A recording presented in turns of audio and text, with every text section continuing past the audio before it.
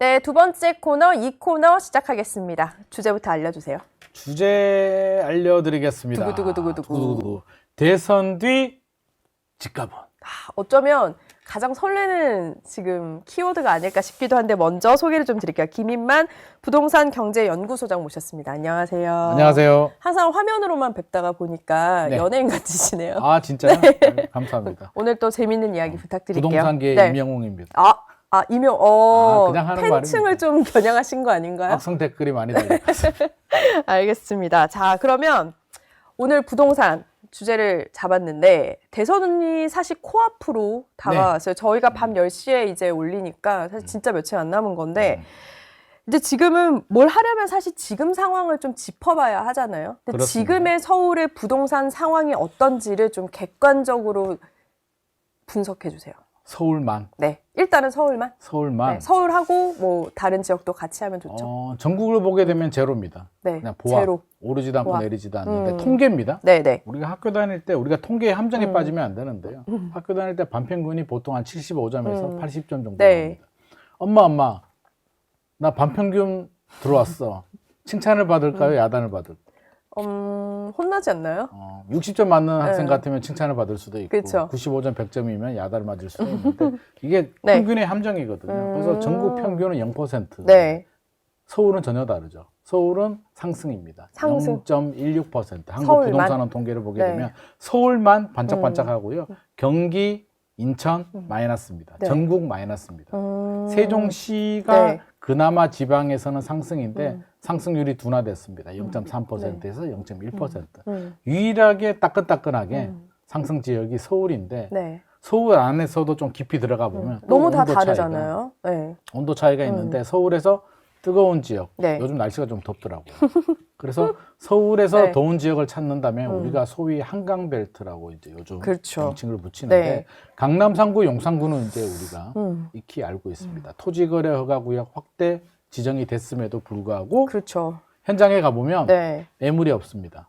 실제로 그런가 보네요. 네. 그러면 예전에 한 5년 전만 하더라도 집값을 올리면 아파트 가격을 올리면 보통 한 5천만 원에서 1억 정도 올립니다. 네. 집주인들이. 요즘은 한 3억씩 올립니다. 아니, 뭐 개수는 적어질 수 있으나 그 개수, 그러니까 2개였던 게 1개가 거래되면서 그 수치가 엄청나지는 것 같아요. 올라가는 속도가 폭이 네. 굉장히 크고요. 그러니까요. 그러면 토지거래구역이 지정됐음에도 불구하고 지금 만약에 강남 3구에 아파트를 사고 싶다 그러면 일단 현금을 네. 준비를 하고 네. 현장에 가면 매물이 없습니다. 네. 그러면 대기를 하고 있다가 매물이 나오면 바로 소화해야 되는데 계좌를 받는 과정에서 호가가 올라가거나 매물이 회수될 수도 있습니다. 그래서 그래요. 굉장히 좀 어려운 상황이고 이게 그러면 방심할 수 없네요. 거래가 진행 중이더라도. 방심이 아니라 긴장해야 되죠.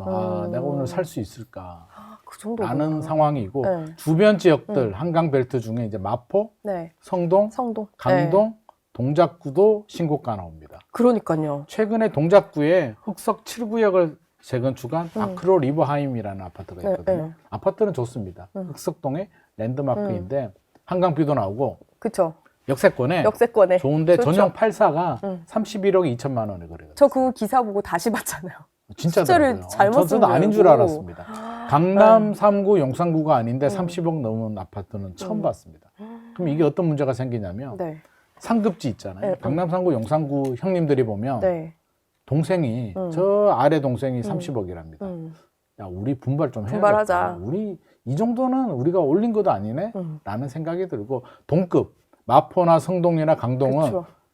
야, 제 친구가 저 달리는데 야, 우리는 어떡하냐? 자존심 상한다. 우리도 힘 좀 이렇게 되는 내야겠다라는 거죠. 생각이 들고 매수자들은 엄청난 불안감을 호소합니다. 최근에 제가 이제 사례를 하나 말씀드리면 돈이 아예 없거나 무주택이거나 이런 분들은 불안해하지 않습니다. 어차피 강 건너 불구경 네. 이제 일단 뭐 강 건너갔습니다. 근데 뭐 나는 어차피 헤엄도 못 치고 방법이 없는데 나름 부자라고 생각하시는 분들 아니면 준비한 분들. 그렇죠. 그쵸. 총알이 좀 있는 분들 네. 예를 들어서 자산이 한 20억에서 30억 정도 너무 먼 되시는 얘기이긴 하지만. 네. 마포 예를 들어서 서울에 마포에 아파트 한 채, 용산에 한 채 가지신 분은 그렇죠. 나름대로 자산이 있잖아요. 이분들 그렇죠. 머릿속에는 네. 뭐가 있냐면 작년에도 아 이거 2채 팔고 요즘 똘똘한 한 채가 유행이니까 그렇죠. 트렌드에 따라서 강남으로 진출해 볼까? 계속 고민하다가 이분이 올해 초에 머리가 좀 아프니까 해외여행을 좀 길게 네. 다녀왔다고 합니다. 네. 갔다 오니까 토지거래허가 구역을 풀었다가 묶었다가 난리가 나면서 이미 끝나고 오셨구나. 네. 아. 뭐지 하다 보니까 네. 올 초에 봤던 가격보다 10억이 올랐다고 합니다. 10억이나 올랐어요? 네. 그러니까 그래요? 1억이 올라가면 이해를 하는데 10억이 올라가니까 이제 그건 사실 그쵸. 소위 말하면 이제 멘탈이 네. 흔들리면서 나는 인생을 어떻게 살아야 될까? 나는 과연 부자가 맞나? 인생을 잘못 살았나? 네. 스테이를 해야 될까? 지금이라도 갈아타야 될까? 결론은 잘 모르겠다. 어떻게 해야 돼요? 네. 저한테 물어봅니다. 답변은 뭐였죠? 그걸 왜 저한테? 아, 그게 답변이셨어요? 네. 저도 몰라요. 답은 없습니다. 스스로 선택을 하셔야 네. 되고 시장 상황에 대해서 말씀드리면 이제 앞으로가 중요하잖아요. 그렇죠. 지금 변수가 네. 차기 정부가 나오는 정책, 새 정부죠. 새 네. 정부의 부동산 정책, 네. 입주 물량, 네. 금리 네. 이 세 가지를 봐야 되는데 기준금리를 일단 내렸습니다. 네. 한국은행에서. 그렇죠. 하반기도 하반기도 내릴 가능성이 있습니다. 한 시사했죠. 번에서 두 번 정도. 네. 피치, 3대 평가기관인 피치는 1.75까지 예상을 하고 있습니다. 네. 우리나라 기준금리가. 네. 그러니까 세 번 정도 더 여력이 있는데 제가 볼 때는 세 번은 좀 무리고 무리일 것 같죠? 한 번에서 두 번 정도인데 그러면 대출금리가 내려가겠죠. 우리 통상적으로 대출금리가 현재 시중은행 대출금리가 네. 3.9% 정도 지금 그렇죠. 평균 최저 나오고 그렇지 않아요? 네. 그 정도 나옵니다. 3.9%에서 높게 나오면 4% 초반 정도 네. 나오는데 대출금리가 내려가게 되면 결국에는 하반기도 한 번 더 내려가게 되면 우리가 심리적으로요 3% 중반 그러니까 3.5%보다 내려가게 되면 해볼 만하다라는 생각이 아니, 듭니다. 그리고 이 생각도 들 것 같아요. 받아놔야 되는 거 아니야? 그렇죠. 지금 해야 되는 거 아니야? 이럴 거 아니에요. 움직여야 되는 거 아니야? 네, 그렇죠. 라는 생각이 듭니다. 근데 뭐 내려갈 것 같아요. 상황을 아, 보게 달 되면. 거라고 보세요. 네. 충분히 지금 흐름 자체를 보게 되면 갈 것 같고 최근에 또 7월부터 네. 스트레스 스트레스 시작되죠. 네. 그럼 그건 또 원래 대출 규제잖아요. 가계부채를 이제 관리하는 대출 규제인데 어떤 효과가 있냐면 강남 3구, 용산구는 크게 영향을 받지 않습니다. 네. 어차피 소득을 넘어서서 DSR이 소득 대비 대출 한도를 규제하는 거잖아요. 네. 30억, 50억 하는 아파트가 소득으로 살 수 있는 아파트가 아니고 자산 시장. 자산. 네. 기존에 있는 자산을 팔고 갈아타는 시장이기 때문에 네. 큰 영향을 받지 않고요.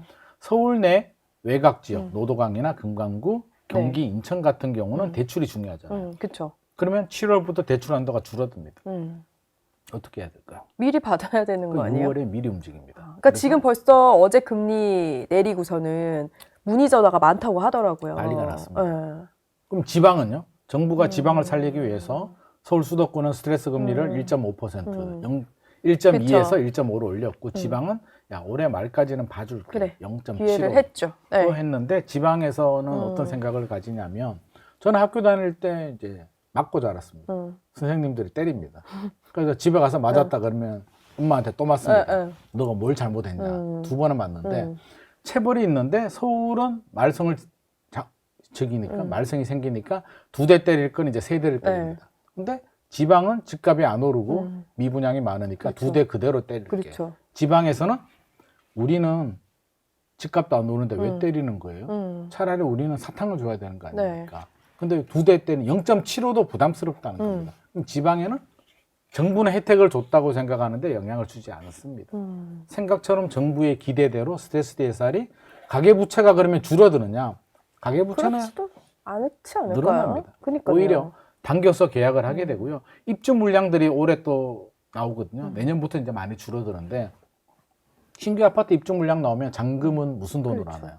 아니 왜 토어제도 어떤 가계대출의 이유도 있었는데 오히려 지금 늘어났잖아요. 그렇습니다. 그러면 전 소장님 여쭤보고 싶은 게 사실 토어제가 답은 아닌 거네요. 사실 답처럼 이미 답이 재지정한 나왔습니다. 건데. 그러니까요. 규제 지역도 마찬가지고요. 강남 3구, 용산구가 규제 지역에서 풀린 적이 없거든요. 네. 집값 잡았나요?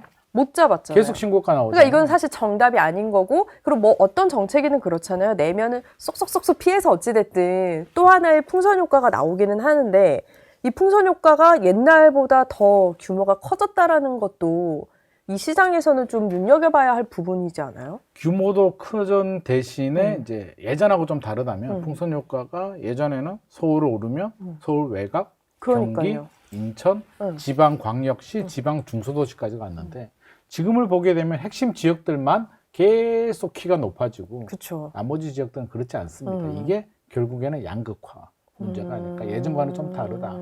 양극화를 좀 살펴보게 되면 네. 저성장이잖아요. 네. 이제 뭐 한국은행 보니까 0.8% 성장률을 이야기를 하고 있는데 네. 장기 침체 저는 들어갔다고 보거든요. 일본처럼. 아, 이미 그래요? 우리가 진입을 했다. 그래서 여기서 끊고 네. 탈출을 하느냐, 장기 침체가 계속 깊어지느냐가 문제인데 우리 정치권이나 관료들이나 네. 이렇게 봤을 때는 여전히 낙관적입니다. 장기 침체 인정하지 않습니다. 인정을 해야 대안이 나오는데 인정하지 않기 때문에 저는 장기 침체 가능성이 높다고 보고요. 국민들도 본능적으로 느낍니다. 그러면 우리가 불안하면 어떤 선택을 하죠? 뭔가 보다 확실한 선택을 해야 되잖아요. 네. 그 확실한 선택이 일본 사례를 보면 야, 도쿄는 살아남지 않았나? 핵심 지역? 그러면 서울밖에 없다. 서울에서도 한강 벨트밖에 없다라는 나름대로의 답을 내렸고 최근에 제가 또 연락을 좀 받는 게 지방에 계시는 분들이 네. 예전에는 이제 부모님은 지방에 계시고 돈 좀 있는 네. 유지들이라고 하잖아요. 자산가들. 네. 자녀들은 이제 학교를 서울로 갑니다. 네. 인서울 가서 대학교 졸업하고 취직하면 부모님들이 전세집을 사주든 매매를 해주든 뭔가 살 수 있게 해줘야 되잖아요. 네. 해주는데 최근에는 이제 부모님도 올라오시더라고요. 아, 부모님이 그래요? 몸으로 네, 올라오든 돈이 네, 올라오든 어. 자본 유출까지 발생을 합니다. 그래서 왜 그러냐고 하니까 지방에 이제 뭐 100억짜리 건물을 네. 가지면 서울 100억하고 개념이 다르거든요. 다르죠. 엄청난 부자인데 10년 전만 하더라도 100억 건물을 상업지역에서 팔면 강남 아파트 5채를 살 수 있었는데 지금은 100억짜리가 70억에 팔린다고 합니다. 아. 그나마도 70억에 팔리면 다행입니다. 다행인 거예요? 강남 집값은 3배 올랐잖아요. 네, 네. 70억 아파트 하나 팔아서 강남 아파트 하나 사면 다행입니다. 그러면 손해인데 왜 팔고 오냐면 10년이 지나면 더 올라 70억에서 50억이 되고 서울 아파트는 더 올라가 있으니 더 늦기 전에 열차 마지막 열차라도 타자라는 마음에 지금 최근에 움직임이 좀 활발해지고 있어서 저는 이게 모든 게 다 양극화다. 그럼 소장님 그 말씀하신 대로 네. 그래서 요즘 저한테도 많이 묻는 게 그리고 제 주변에서도 지금 무조건 사야 돼. 지금이 제일 싸. 거의 이제 샤넬백처럼 네. 무조건 사야 돼. 정권 바뀌기 전에 들어가야 돼. 이런 말을 많이 해요. 네. 6월부터 쭉쭉쭉 오를 거다. 진짜 근데 그럴 걸로 보세요? 왜냐면 이거는 정말 현실적인 질문이에요. 진짜 많이들 얘기하더라고요. 어떻게 이게 생각하세요? 원래는 쭉쭉 올라가면 안 되는데요. 그러니까 쭉쭉 안 오르더라도 지금 들어가야 된다. 사야 된다. 마지막 기회다. 이게 맞는 시점이라고 보세요? 서울에 대해서는요. 전국으로 그래요? 보면 안 되고. 네, 그러니까 서울만. 대해서는. 서울에 그랬을 대해서는 바람직하지도 않고 그렇게 돼서도 안 되는데 지금 여러 가지 상황을 보니 이미 새 정부 출범 전에 벌써 강남 3구, 용산구, 한강벨트 그러니까요. 쪽은 제가 볼 때는 이미 정상적인 소위 말해서 멘탈이 나갔습니다. 그럼 이게 6월에 더 심리. 오른다고 보세요? 심리가 이미 붕괴가 됐기 때문에 그렇죠. 이거를 막을 만한 왜냐하면 이게 토지거래가구 여기 앞서서 이제 효과가 없다고 했는데 이게 너무나 중요한 실수를 한 게 토지거래가구역 풀기 전만 하더라도 뭐 정치적 불확실성에 어떻게 될지 모르겠다 이런 얘기를 저도 방송에서 많이 했는데 토지거래가구역을 풀고 나서는 그런 얘기가 없어졌습니다. 불확실성 무슨 불확실성이야 그냥 달려 이제 달리는 얘기밖에 안 합니다. 근데 근거가 있잖아요. 금리가 내려간다. 네. 입주 물량 올해까지는 서울 아파트 입주 물량이 그나마 나오지만 내년부터는 이제 반토막 또는 3분의 1 토막이 나거든요. 입주 물량이 부족하게 되면 전세 가격은 또 올라갈 거고 매매 월세도 오를 가격, 거고 전세가 올라가면 그쵸. 매매 가격도 자극을 하게 되고요. 또 집주인들이 팔아야겠다. 그쵸. 매물을 많이 내놓으면 괜찮은데 최근에 나오는 매물들은 급매물이 아니고요. 호가를 올려서 내놓습니다. 차익 실현 매물, 갈아타기 위한 매물이기 때문에 네. 집값 하락에는 도움이 되지 않습니다. 아니 얼마 전에 이건 제 지인 사례인데 분명히 이 집을 봐놨어요. 몇 달 전에 봐놓고 자 요 시점을 이제 그 집주인하고 고려하고 있었는데 그 사이에 걷어들이겠다는 거예요. 왜냐면 더 올려서 내놓을 수 있으니까. 3개월. 네, 근데 그게 너무 불과 오래 갔다. 몇 주 전이었거든요. 몇 주 사이였거든요. 그러니까 이게 진짜 시장도 빠르고 무섭게 가고 빠릅니다. 있어서 하루가 다릅니다. 그러니까요. 그래서 이제 여쭤보고 싶은 게 저희가 질문이 많습니다. 이제 대선 앞두고 공약들을 내놓긴 했어요. 물론 네. 미니 대선이라서 급하게 내놓은 감도 있기 때문에 디테일하는 거에서는 조금 지난 대선과는 다를 수 있다는 점은 있는데 요점을 보자면 추진 방식에는 좀 차이가 있지만 실수요자들을 위한 건 맞거든요. 맞잖아요. 목표는 맞아요. 정책이란 게 실수요자를 그러니까요. 위해서 그렇긴 한데 이제 내야죠. 그래서 네. 저희는 세 가지로 나눠봤는데 네. 일단은 어쨌든 후보자들이 제일 강조하는 거는 공급 확대잖아요. 네. 지금 뭐 현실적으로 필요하다고는 보긴 하는데 네.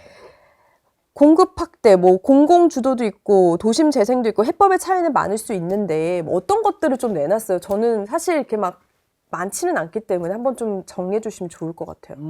저도 한번 보긴 했는데요. 뭐 참고로 말씀드리면 볼 필요는 없습니다. 그냥 뭐 내용이 별로 없습니다. 네. 그래서 신경은 안 쓰셔도 되는데. 그래도 좀 짚어주세요. 그냥 공부는 하지 마시고 그냥 우리 채널 A를 보면 될 것 같습니다. 저희가 답을 네. 말씀드리면 일단 공급을 늘리겠다라는 그런 공통사항인데 네. 더불어민주당은 공공이 주도해서 공급을 늘리겠다라는 내용입니다. 그래서 전체적인 기조를 보게 되면 부동산과 약간 거리를 좀 두고 싶어 합니다. 속마음. 아, 그러니까 깊숙이는 안 들어간 걸로 왜냐면 보시는 얘가 거네요. 잘해줘도 욕먹고 이래도 욕먹고 저래도 욕먹기 때문에 거리를 두고 욕 안 먹고 싶어하는 마음이 더불어민주당에도 네. 있고요. 국민의힘에도 있습니다. 그래서 빠졌는 게 처음에는 스마트 사기 신도시를 맞아요. 개발하겠다고 했는데 공약집에서 빼버렸습니다. 왜 그러냐면 욕먹거든요. 왜 욕을 먹냐면 3기 신도시도 사실 안 돼 있잖아요. 아직. 2018년에 발표했는데 이제 첫 단지 가장 빠른 첫 단지가 이제 분양을 하고 그렇죠. 언제 끝날지도 모르는데 안 그래도 능력도 안 되는데 사기까지 한다고 이게 과연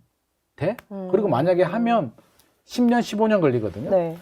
2040년에 4기 신도시가 완공이 되면 그때 인구가 줄어들지 빈집이 어떻게 될지도 모르는데 그렇죠. 그걸 왜 하니? 우리는 지금 집이 필요해. 지금 공급해줘. 안 되잖아요. 네. 논란만 생기잖아요. 그렇죠. 예전에 뭐 250만 호, 270만 호 얘기했다가 욕먹을 때 네. 이번에 숫자도 빼버렸습니다. 네. 그냥 250만 호도 없고 모두 숫자를 빼버리고 그냥 열심히 하겠다. 그냥 공공 주도로 네. 열심히 하겠다. 1기 신도시 재건축 뭐 완화시켜 주겠다. 네. 재건축 재개발 서울 우리 열심히 해주겠다 정도의 일반적인 그냥 두리뭉실한 포장을 집어넣어 버렸기 때문에 네. 제가 볼 필요가 없다는 말씀을 드렸고요. 공약을 볼 때는 두 가지 관점에서 네. 봐야 돼요. 필요하냐?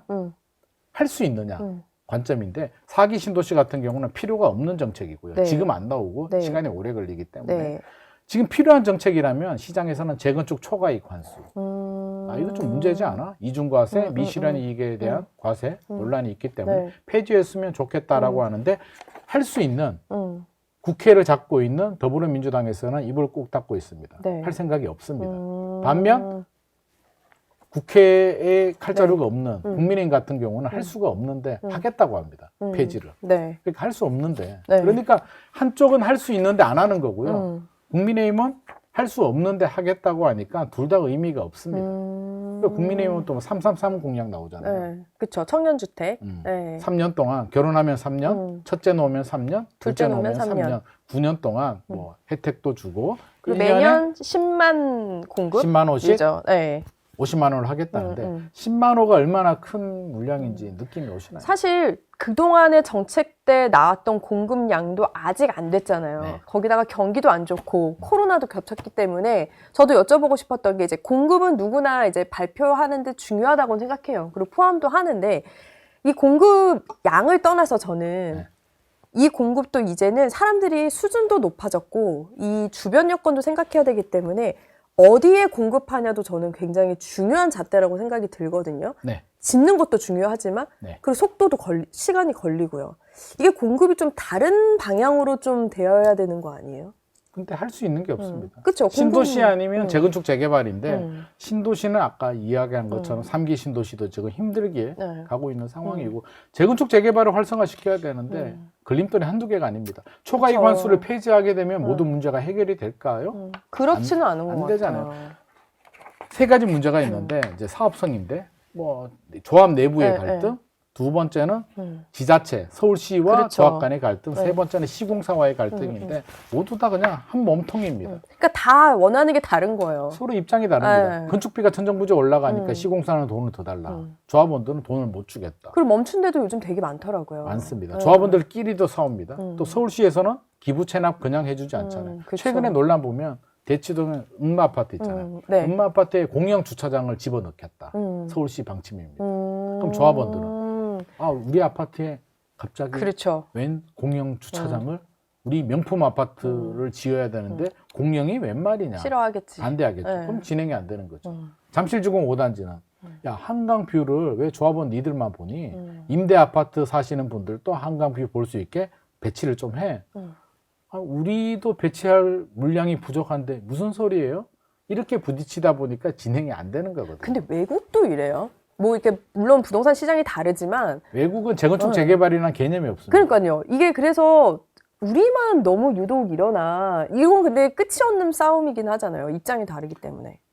도정법에 의한 재건축 재개발은 우리나라만 있습니다. 30년이 지나면 시작이 되는. 제가 일본에 있는 이제 부동산 법인 만나서 예전 미팅할 때 물어봤거든요. 야, 일본 니들은 어떻게 하니? 우리는 30년 지나면 허용 연한이 되고 이제 서울시하고 이렇게 협의를 해서 그쵸. 한다라고 하니까 눈을 동그래지면서 왜 그런 법이 있고 왜 그러는 거야?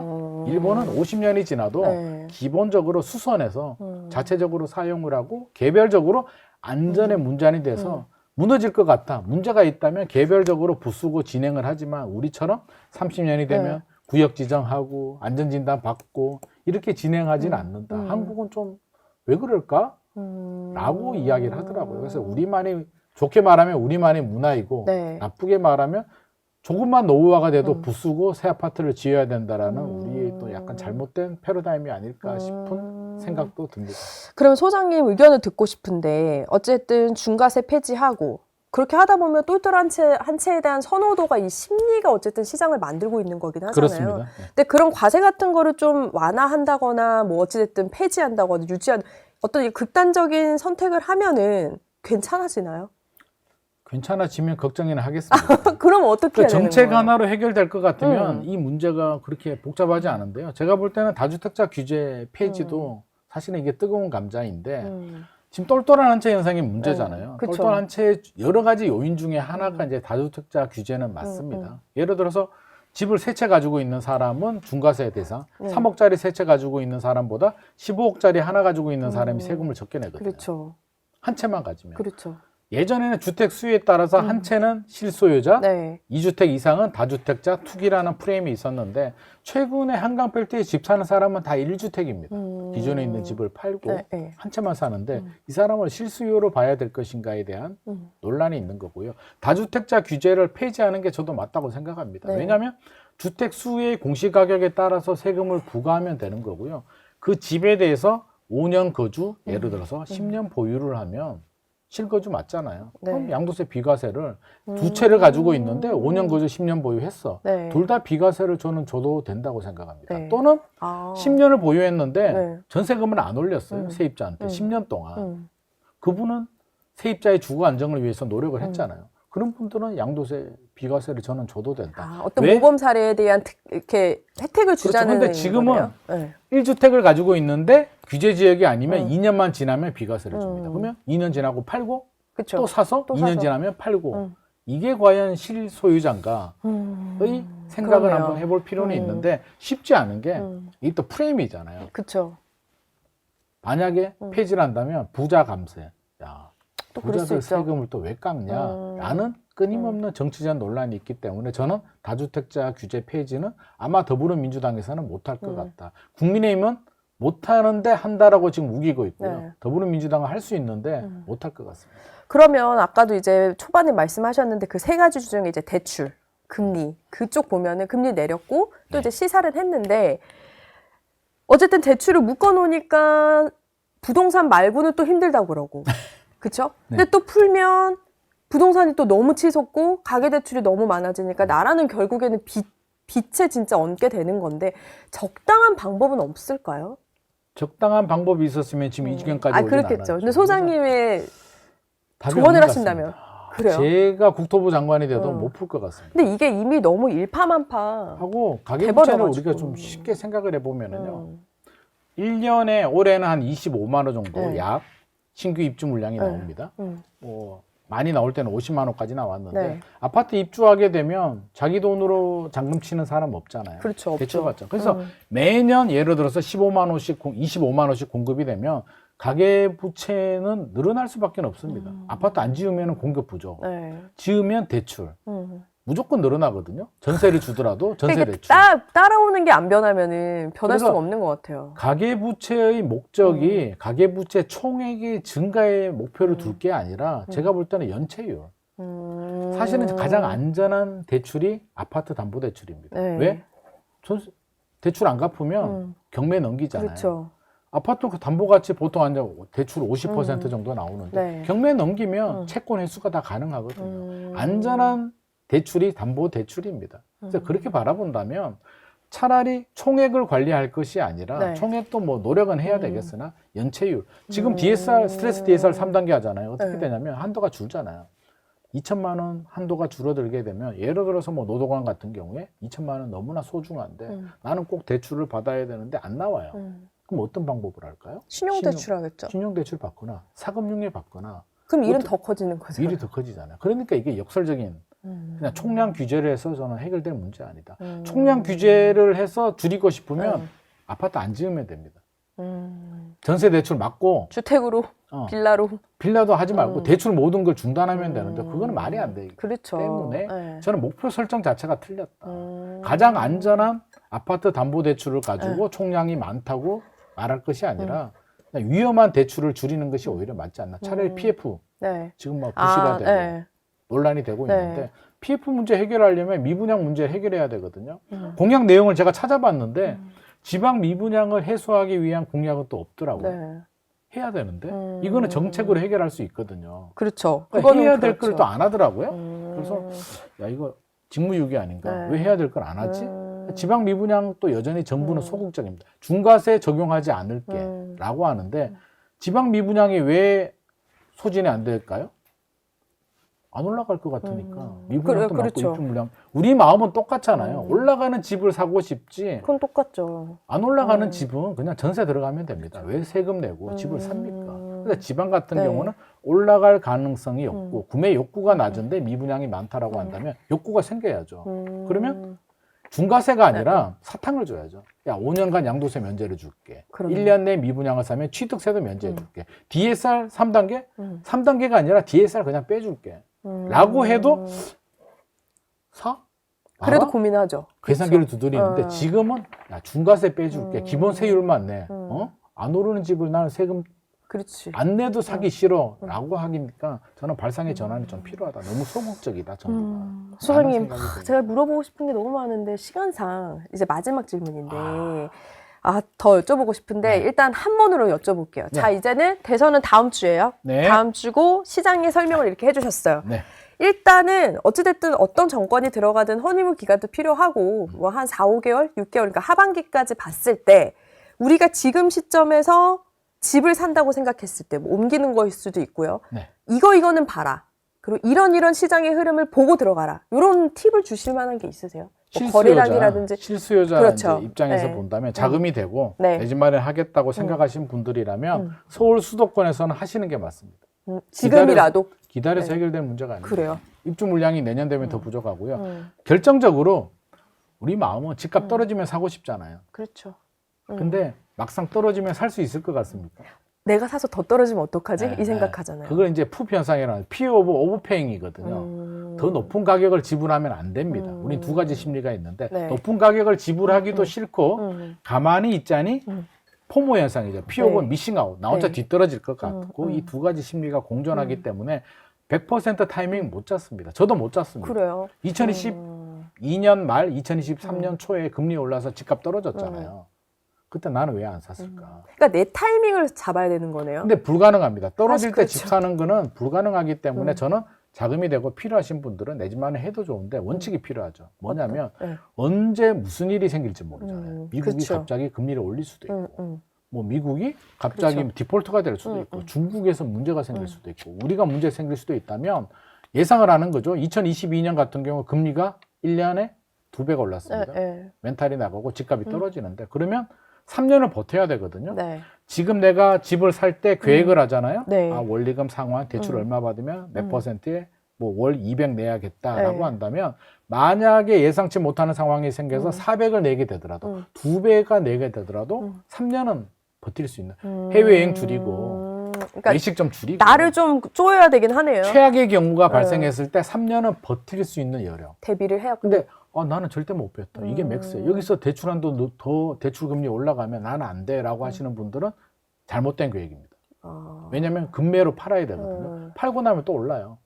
그러니까 무조건 대출 금리가 2배나 올라갈 수 있다는 걸 전제 조건으로 하고 그래도 힘들더라도 문제가 없는 분들은 내 집 마련을 하셔도 좋다. 그리고 강남 3구, 영산구 사시는 분들은 걱정 안 해도 되잖아요. 내가 돈 있거나 부모님이 돈 있는 분들이니까 한강벨트에 못 들어가시는 분들이라면 생각보다 2021년 고점 대비 80%에 머물러 있는 집들이 서울 수도권에 아직도 많이 있습니다. 그러면 소장님은 쭉 오를 거다 보시는 거네요, 지금부터? 장기적으로는 원래 우상향 하고요. 15년 내 서울 수도권 얘기입니다. 왜냐하면 출산율은 줄어들어도 그쵸. 지방에서 인구 유입이 되고 있고 여러 가지 경제 상황을 고려해 본다면 15년 정도는 우리가 충분히 서울 수도권은 버틸 수가 있고 또 물가가 올라가잖아요. 네. 물가가 올라가면 화폐 가치가 떨어지죠. 네. 그렇죠. 우리 월급이 10년 전 월급하고 지금 월급이 지금이 어떤 식으로든 올라가 있잖아요. 그렇긴 하죠. 내 월급이 올라가는 거는 정상이고 네. 집값은 떨어지는 게 정상은 아니잖아요. 그러면 인플레이션만큼 집값은 올라가기 때문에 제가 장기적으로 우상향한다는 거고요. 이걸 잘못 이해하면 안 됩니다. 중간에 떨어지는 구간이 나올 수도 있어요. 분명히 떨어지는 나오긴 구간은 하겠죠. 네. 3년은 버텨야 되니까. 근데 원래 그런 건 있잖아요. 대선이라는 이슈 때문에 더 오르고 또 뭐 그거에 따라 과거에도 좀 그런 영향이 있었잖아요. 과거 정부에서. 과거에도 네, 이제 네. 속설이 뭐 민주당이 집권하면 집값이 많이 그렇죠. 오른다라는. 지금 왜냐하면 뭐 그런 추세 때 그런 개념 때문에 그런 노무현? 거니까. 네. 정부 문재인 정부가 집권하자마자 집값이 폭등했거든요. 그러니까요. 사실은 그게 좀 말이 안 되는데. 그러니까 집을 투자하거나 갖고 싶은 사람들은 그걸 원하는 거잖아요. 네. 내가 사고 나서 급등을 원하는 거니까. 근데 시기가 네. 올라가는 시기에 집권을 했기 때문에 올라가고 규제를 한 건데 공교롭게도 지금 제가 한강벨트 지금 난리도 아니라고 했잖아요. 하필이면 지금 또 새 정부 출범 시점에 서울의 핵심 지역들이 꿈틀꿈틀대면서 난리도 아니에요. 그러면 그러니까요. 천장이 높아지잖아요. 네. 천장이 높아지게 되면 나머지 지역들은 기회를 봐서 또 키 맞추기. 그러니까 하겠죠. 우리도 틈만 나면 올라가야지라고 하면서 저는 또 리바이벌 될 가능성이 충분히 있을 것 같습니다. 알겠습니다. 대선이 지나고 한 번 더 모셔야 될 것 같아요. 너무 오늘 했는 말이 맞는지 한번 네. 비교. 그것도 그렇고 여쭤보고 싶은 게 아직 남았기 때문에 네, 또 한 번 모시겠습니다. 네. 김인만 소장님이었습니다. 감사합니다. 감사합니다.